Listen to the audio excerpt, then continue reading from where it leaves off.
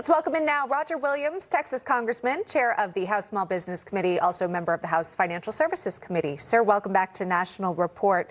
Let's start with your reaction, if we can, to the tragic story out of North Carolina. Clearly, it's caught the attention of President Trump, and he shared his reaction. Wanted to get yours as well.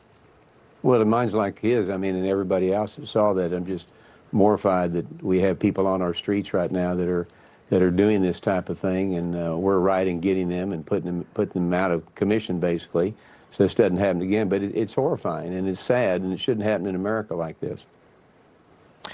Yeah, and there has been calls for, rather, there is a call from the current governor saying more police is needed. But this man had already 14 mugshots and counting, 14 charges and counting, served 5 years behind bars and then some already. There's no issue with policing this man. He's been caught more than a dozen times. This is being pointed to prosecutors. It's being pointed to the judicial process in various districts in terms of this man being out on cashless bail.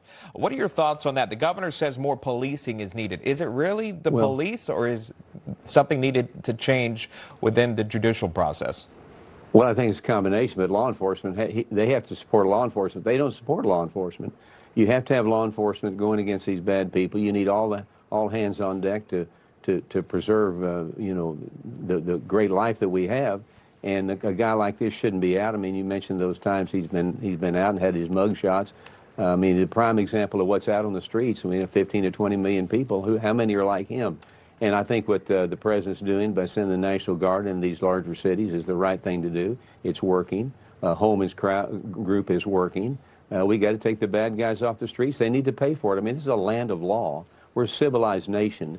And we don't need to be supporting people like this guy and others like him. We just need to get them off the streets and let them go where they need to go. Yeah, just common sense approach, right? Actually punish criminals for their criminal activity. New concept. You shared this sentiment on X, and I just wanted to illustrate it for our viewers here. Writing this, under POTUS and House GOP, law and order is back. Violent crime down 45%. Carjackings have plummeted 87%. Overall crime has fallen 15%. And I know, sir, of course, you spend time in your district in Texas, but also spend some time in our nation's capital. Congress is back in session here. Do you feel safer right now when you see the National Guard?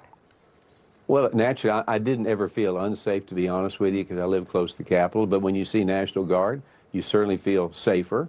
And I think the people that come up here deserve to feel safe and enjoy this great city, enjoy the history of our country. So there again, I think that if they want the National Guard in the community, then they should get the National Guard in the community. And people naturally, just by that, are going to feel safer, and that's a good thing.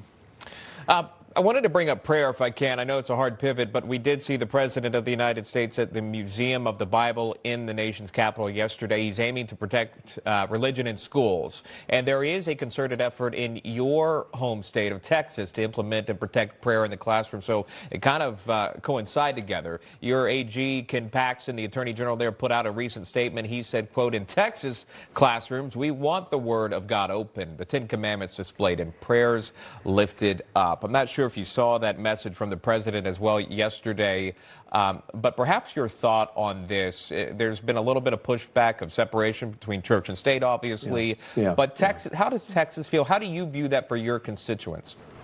Well, it's the way it should be. And first of all, there's no such thing as separation of church and state. That's a made-up thing that the Democrats have made up for years. We need to pray. We're a God-fearing nation.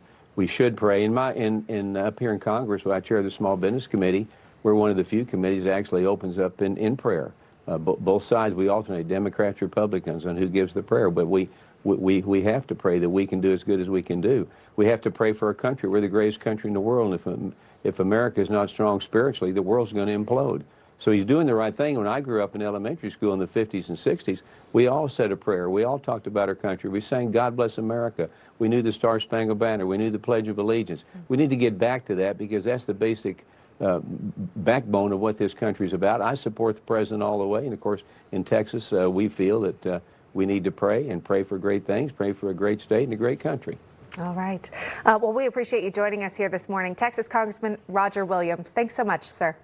Thank you. Thank you.